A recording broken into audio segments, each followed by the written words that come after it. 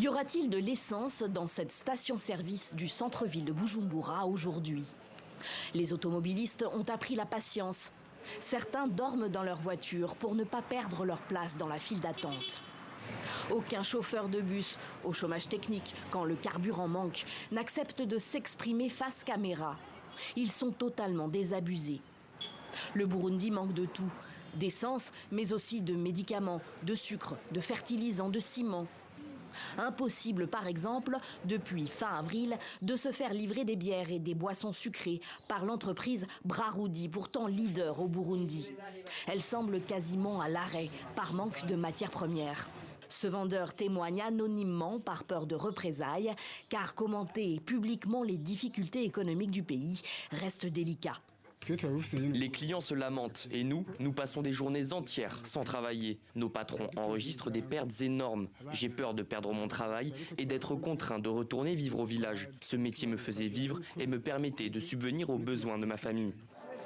La crise économique dure depuis plusieurs années, mais elle semble toujours s'aggraver. Dépréciation continue du franc burundais. Inflation à plus de 26% en 2023, d'après l'Institut national des statistiques du Burundi. Le mois dernier, le chef du gouvernement a dû répondre aux questions des parlementaires réunis en congrès à Bujumbura sur cette dérive économique et sur le risque de faillite de Brarudi en particulier, première entreprise contributrice au budget de l'État. C'est un problème, c'est vrai. L'entreprise Brarudi fait entrer des devises dans le pays, paie beaucoup d'impôts.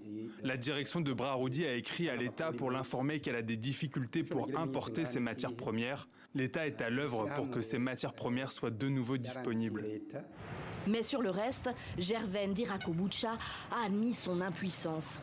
Il dit ne pas avoir de solution pour les pénuries de carburant qui impactent pourtant toute l'économie burundaise.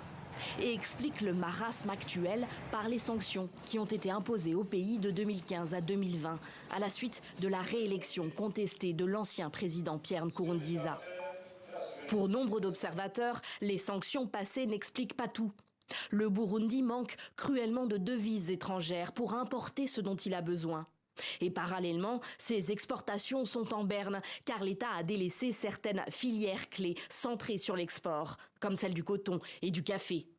L'Olukome, une organisation spécialisée dans la lutte contre la corruption, dénonce de son côté la mauvaise gouvernance, le climat politique, les violations des droits humains qui ne favoriseraient pas non plus l'arrivée de capitaux étrangers. Les militaires, les policiers, les magistrats, les ministres qui sont dans les affaires. Quel investisseur étranger qui viendra investir dans un tel pays? C'est impossible. C'est impossible. Il faut vraiment que l'autorité publique prenne des mesures en vue d'assainir ce que nous appelons l'environnement des affaires. Un climat général qui n'incite pas non plus les grands bailleurs de fonds internationaux à prêter de l'argent au pays.